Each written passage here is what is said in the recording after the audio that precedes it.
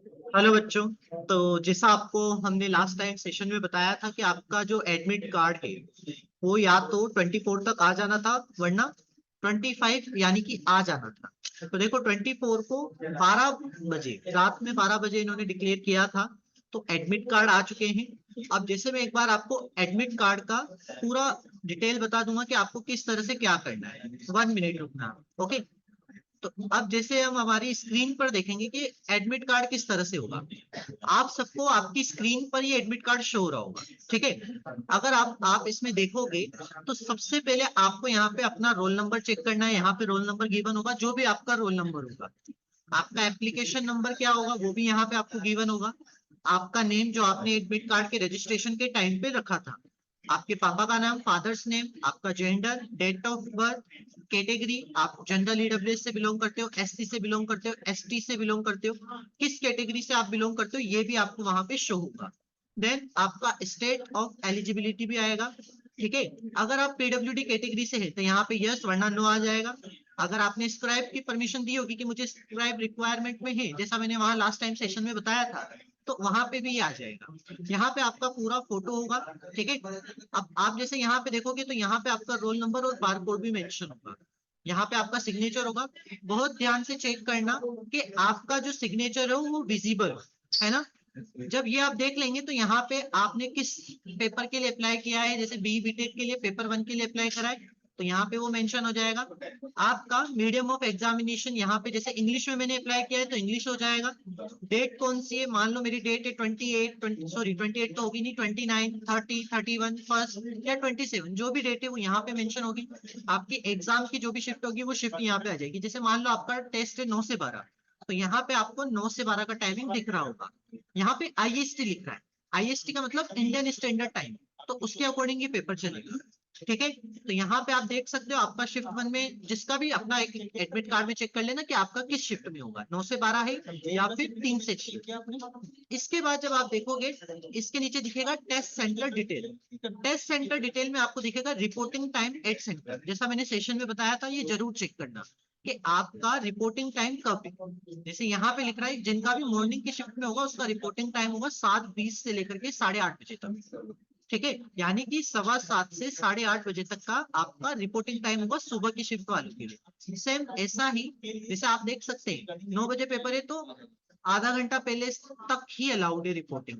तो उसी तरह से जिनका 3 बजे होगा उनको 2:30 बजे तक अलाउ किया जाएगा। एक बार अपने एडमिट कार्ड में चेक कर लेना। एंट्री गेट क्लोजिंग टाइम कब है, 8:30 बजे, फिक्स 8:30 बजे आपका गेट क्लोज कर दिया जाएगा। उसके बाद आपको एंट्री नहीं मिलेगी, है ना। मैं फिर से दोहरा रहा हूँ, फिक्स 8:30 बजे के बाद आपकी एंट्री बंद कर दी जाएगी। तो जैसा मैंने कहा था अपने रिपोर्टिंग टाइम से 1 घंटा पहले ही पहुंच जाना। किसी की सुबह की शिफ्ट है, 9 से 12 की शिफ्ट है, तो कोशिश करना हम एक दिन पहले ही वहां पहुंच जाए अपने एग्जाम सेंटर। ओके। उसके बाद अब आप देखो कि यहाँ पे आएगा स्टेट ऑफ टेस्ट सेंटर। आपका टेस्ट सेंटर में स्टेट कौन सा लग रहा है, आपकी सिटी कौन सी है, टेस्ट सेंटर का नेम। जैसे मान लो किसी का नासिक में आया तो नासिक में किस जगह पे आया है, टेस्ट सेंटर का नेम क्या है। अगर कोई स्पेसिफिक स्कूल है तो वहां पे स्पेसिफिक स्कूल दिख जाएगा, यहाँ पे कोड दिख जाएगा, एड्रेस यहाँ पे दिया होगा, है ना। तो अगर किसी को पता नहीं है कि मेरा सेंटर कहाँ है तो एक दिन पहले जा करके पता कर लेना। ओके। यहाँ पे फिर आपका आएगा सेल्फ डिक्लेरेशन। सेल्फ डिक्लेरेशन में क्या पूछेगा, आई आपका नाम, रेजिडेंट आप जहां के भी निवासी हैं, do hereby declare the following, I have read the instruction guideline information bulletin notice related to this examination available on the website. JEE के ऑफिशियल वेबसाइट पे जो भी गाइडलाइन आपको दी है, गिवन है, इंफॉर्मेशन बुलेटिन जो आई थी वो सब आपने पढ़ रखी है। आई have read the detail important instruction for candidate, important instruction भी आपने रीड कर रखे हैं। ओके। आपने I have also read important advisory, जैसा एडवाइजरी का एक सेशन हुआ था कल, तो वो एडवाइजरी भी आपने देख ली है। Then candidate were advise to register through DigiLocker और एबीसीआईडी, जहां पे डिजी लॉकर और एबीसीआईडी से जिनको एडवाइस किया गया था, those candidate who did not register through the DigiLocker, जिन्होंने डिजी लॉकर और एबीसीआईडी से नहीं किया था, उनको 1 घंटा पहले ही एग्जाम सेंटर पे पहुंचना होगा, है ना। तो इस बात का ध्यान रखना है कि अगर आपने जनरली डिजी लॉकर और एबीसी आईडी से एडमिशन मतलब रजिस्ट्रेशन नहीं करवाया है तो 1 घंटा पहले आप वहां पहुंचना।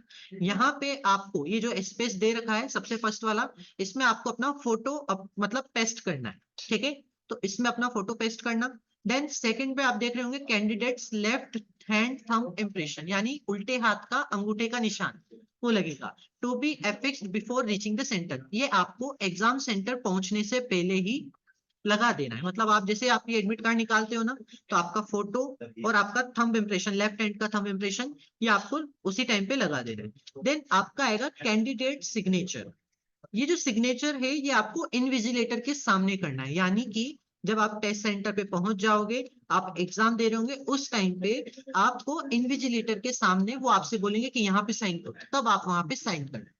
ओके, एक बार फिर से बता देता हूँ, यहाँ पे फोटो और लेफ्ट हैंड का थंब इम्प्रेशन आपको घर से ही करके जाना है। सिग्नेचर जो होगा वो आप एग्जाम सेंटर पे करेंगे।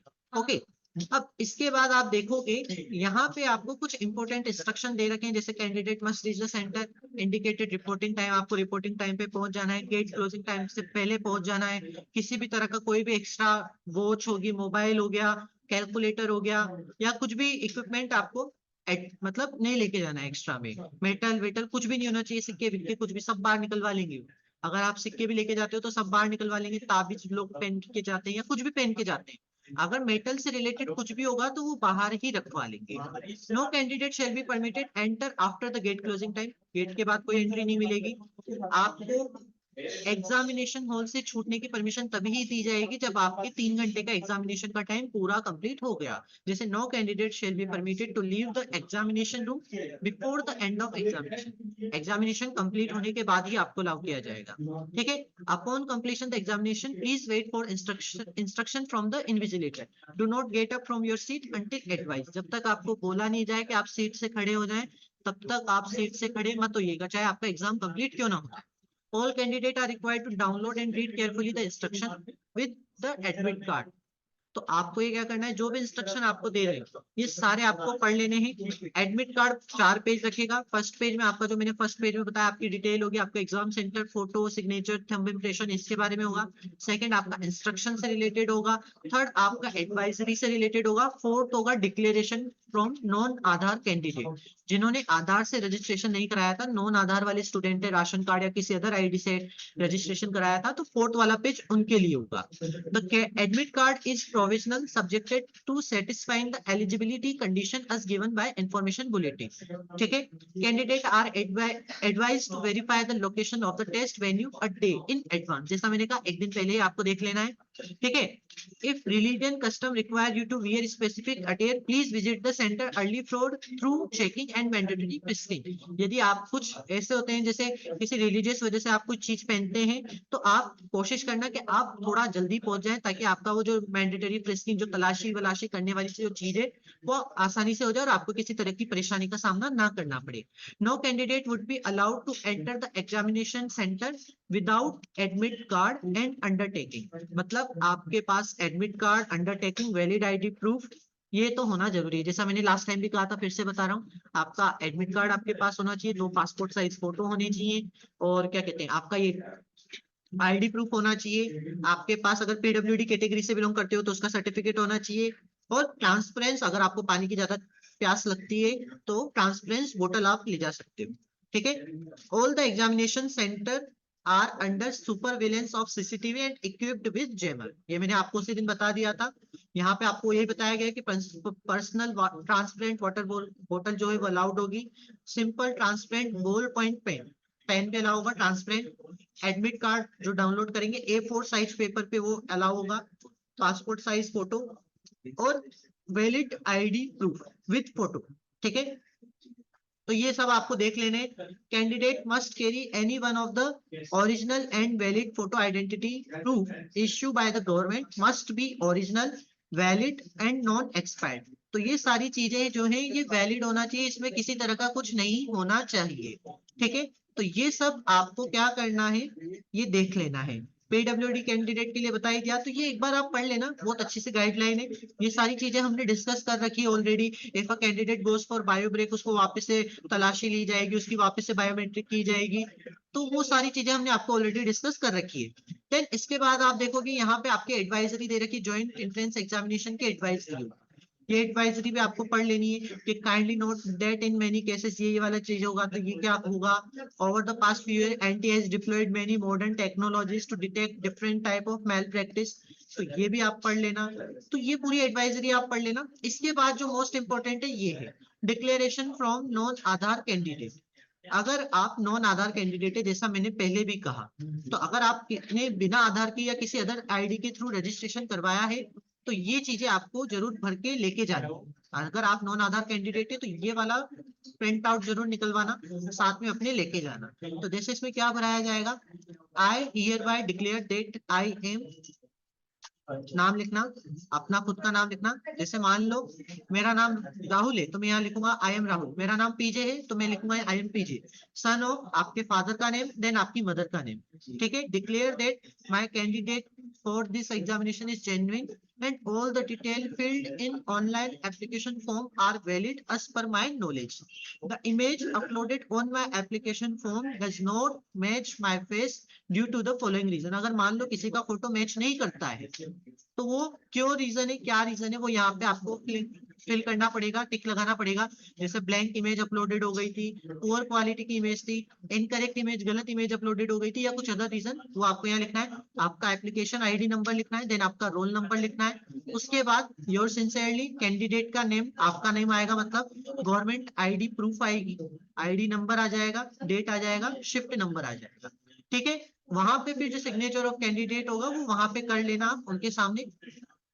फिर यहाँ पे remark by NTA officials if candidate found suspicious, ये वाला जो नीचे वाला काम है सिग्नेचर के बाद वाला, ये वाला वो वहां पे होगा आपके एग्जाम सेंटर पे, है ना। तो इसको आप मत छेड़ना, सिग्नेचर तक ही आपका काम है, सिग्नेचर के नीचे आपका काम नहीं है। मैं एक बार फिर से बता देता हूँ। स्टार्टिंग में I hear bye declare that I am, आपका खुद का नेम, देन आपके पापा का नाम, देन आपकी मम्मी का नाम। फिर इमेज किस वजह से आपसे मैच नहीं कर रही है, 4 रीजन दे रखे हैं, वो वाले आपको टिक करने हैं।